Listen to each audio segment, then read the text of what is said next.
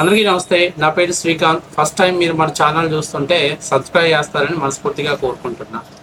ఇక విషయంలోకి వెళ్తే, కన్నా రజని అలియాస్ నక్కా రజని ఈ మధ్య కొత్తగా చిడతల రజని, లేకపోతే వైసీపీ పార్టీలోకి వెళ్ళినటువంటి చక్కా రజని అని అంటున్నారు. అంటే ఇన్ని పేర్లు ఎందుకు అన్నారో దాని గురించి నేను తర్వాత ఎక్స్ప్లెనేషన్ చేస్తాను. అక్క ఒంటి మీద కోటు అలాగే ఉంచుద్ది, కానీ పార్టీ కండవలే మారుస్తుంటుంది. ఎందుకంటే ఎప్పుడు ఏ పార్టీలో ఉంటుందో, ఏ పార్టీలో ప్యాకేజ్ ఆఫర్ చేస్తే ఆ పార్టీలో ఉండి మాట్లాడటం అనేది అక్క స్టైలు.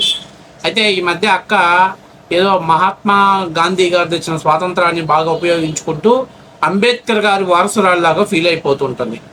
ఎందుకంటే నిన్న అక్క మాట్లాడింది, ఒక కాపు కులస్తుని చంపేస్తే మీకు ఎంత ధైర్యం రా ఆ కాపు సిఐకే అని చెప్పేసి మాట్లాడింది. కానీ ఇక్కడ చాలా ముఖ్యమైన విషయం ఏంటంటే, ఆరోపణలు ఎదుర్కొన్నటువంటి వ్యక్తి కూడా కాపు కులానికి సంబంధించిన వ్యక్తి.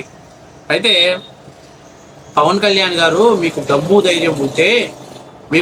ధైర్యం ఉంటే కాపు కులాలు లేని చోట పోటీ చేసి చూపించమని చెప్పి మాట్లాడు. నేనేమంటున్నానంటే, నువ్వు కూడా ఆ కాపు కులం ట్యాగ్ లైన్ తీసేయి. అసలు నువ్వెవరో ఏంటో వైసీపీ ఆఫీస్లో కూడా నిన్ను అడుగు పెట్టండి. కనీసం స్లీపర్ పోస్ట్ కూడా నీకు ఇవ్వరు, బాత్రూమ్ కలిగే పోస్ట్ కూడా నీకు ఇవ్వరు. గత 5 ఏళ్లలో ఈ కులం పేరు చెప్పుకొని నువ్వు బతికావు, ఈ కులం అమ్మాయిగా మాట్లాడావు. పవన్ కళ్యాణ్ గారికి మీద నోరు జారిన వాళ్ళందరికీ కూడా ఎటువంటి భాషను నువ్వు ప్రయోగించావు. నేనేదో పంతం నానాజీ గురించి నువ్వు మాట్లాడుతున్నావు. నువ్వు మాట్లాడినటువంటి దాంట్లో 10% కూడా పంతం నానాజీ గారు మాట్లాడారు. కాకపోతే మనకు ఉన్నటువంటిది ఏంటంటే, గతం మర్చిపోవటం మనకు దేవుడు ఇచ్చినటువంటి అద్భుతమైన వరం.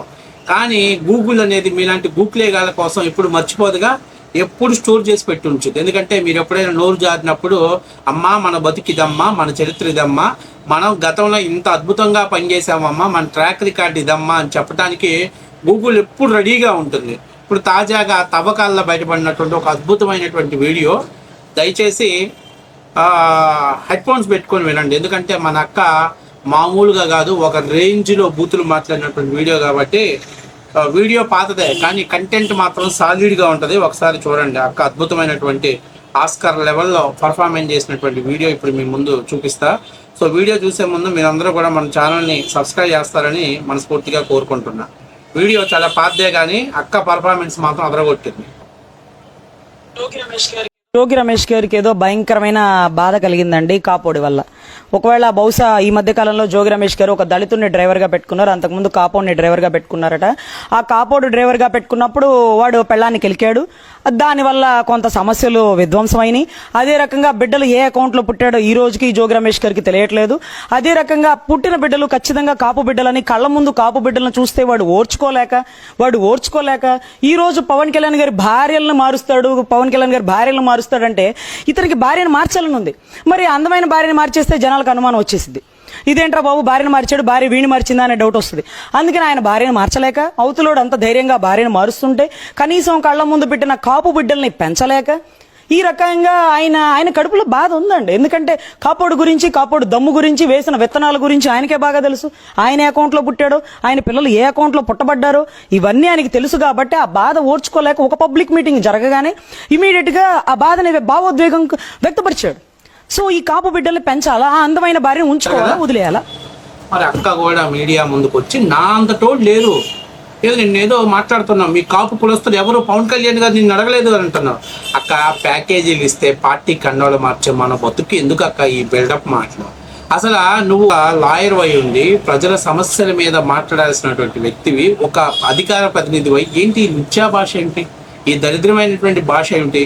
నువ్వు నిన్న పెద్ద పత్తిత్తులాగా కూర్చొని, పవన్ కళ్యాణ్ గారు నిన్నెవరు అడగట్లేదండి, మీకు కొన్ని పరిమితులే ఉంటాయి, మీరు లిమిట్గా ఉండాలి, మీకు డిప్యూటీ సీఎం అంటే ఇంతవరకే ఉంటుంది అని చెప్పేసి మాట్లాడుతున్నావు కదా. ఏంటి ఈ భాష ఏంటి? ఇదేనా మీరు నేర్చుకున్న సంస్కారం? ఇదేనా ప్రజలకు మీరు ఇచ్చేటువంటి సంస్కారం? ఇలాంటి దరిద్రమైనటువంటి భాషను మాట్లాడు. దీంట్లో 10% కూడా ఈరోజు పంతం నానాజీ గారు మాట్లాడాల. జగన్మోహన్ రెడ్డి గారికి సవాల్ విసిరాడు, ఆయన భాషలో చెప్పాడు. ఎందుకంటే ఇక్కడ చాలా ముఖ్యమైన విషయం ఏంటంటే, నిజంగా చెప్తున్నా, ఒక రకంగా కాపు కులాన్ని అడ్డం పెట్టుకొని రాజకీయంగా ఎదిగినటువంటి వ్యక్తి మన నక్కా రజని. ఆ తర్వాత పార్టీలో ఏదో ఇస్తారని ఆశించారు, ఏది ఇవ్వకపోయేసరికి పార్టీ ఫిరాయించి పవన్ కళ్యాణ్ గారిని ఏ కులం అయితే అడ్డం పెట్టుకుని ఆమె ఎదిగిందో అదే కులాన్ని అడ్డం పెట్టుకొని బ్లేమ్ చేయాలి, అదే కులాన్ని అడ్డం పెట్టుకొని పవన్ కళ్యాణ్ గారిని బెదిరించాలి. అని ఉద్దేశంతో ఈరోజు ఆమె మాట్లాడుతుంది. సిగ్గనిపించలేదా జోగి రమేష్? మీ పార్టీలో అలాంటి క్యాండిడేట్ని పెట్టుకుని నీ మీద ఇలాంటి వ్యక్తిగతమైనటువంటి వ్యాఖ్యలు చేసి ఇంత చండాలమైనటువంటి భాషను ప్రయోగించినా మీ పార్టీలో కొనసాగిస్తున్నారా? ఆ పార్టీలో ఉంటూ నీకు సిగ్గనిపించట్లేదా? ఇప్పుడు మీ గౌన్ల బిడ్డకి ఎవరికి ఆత్మగౌరవం ఆత్మాభిమానం దెబ్బతినట్లేదా? మిమ్మల్ని తిట్టిన వాళ్ళందరినీ మళ్ళీ మీ పార్టీలో తెచ్చిపెట్టాడు.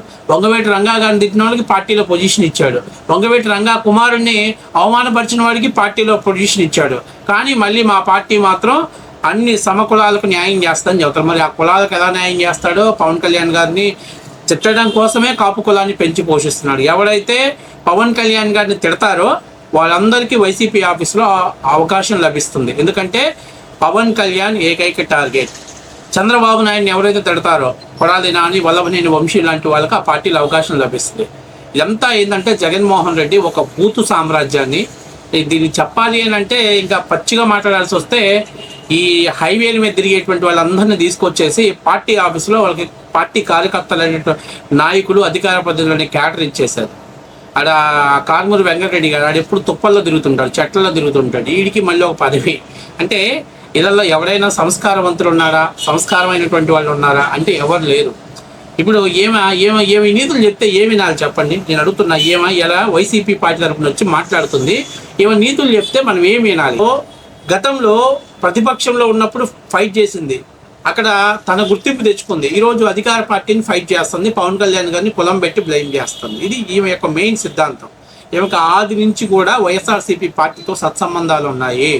అందుకే ఆమె ఇక్కడ ఆఫర్ రాలేదు, అక్కడ ఆఫర్ వచ్చేసింది, ప్యాకేజ్ ఇచ్చేశారు, 1 టైం సెటిల్మెంట్ చేసేశారు. ఇంక ఈ 5 years జగన్మోహన్ రెడ్డి గారి కోసం భజన చేస్తూనే ఉంటుంది. పవన్ కళ్యాణ్ని కులం మట్టం పెట్టుకుని బ్లాక్మెయిల్ చేస్తూనే ఉంటుంది. కాబట్టి నేను చెప్పేది ఏంటంటమ్మా, అమ్ముడు పోయినటువంటి పేటీఎం ఆర్టిస్టులు ఎవరు నీతులు చెప్పకూడదమ్మా. మన బతుకులేంది, మన చరిత్ర ఏంది ఇట్టే గూగుల్లో కొడితే బయటపడుతుంది. విమర్శించవచ్చు, రాజకీయ విమర్శలు చేయొచ్చు, పార్టీని విమర్శలు చేయొచ్చు, కానీ ఎంతవరకు మనం మాట్లాడాలి, మన క్యారెక్టర్ ఏంటి, మనం ఏంటి, మనం ఇప్పుడు ఒక మాట మాట్లాడుతున్నామంటే అవతల వ్యక్తులు దాన్ని ఎలా రిసీవ్ చేసుకుంటారనేది కూడా మనం చూడాలి.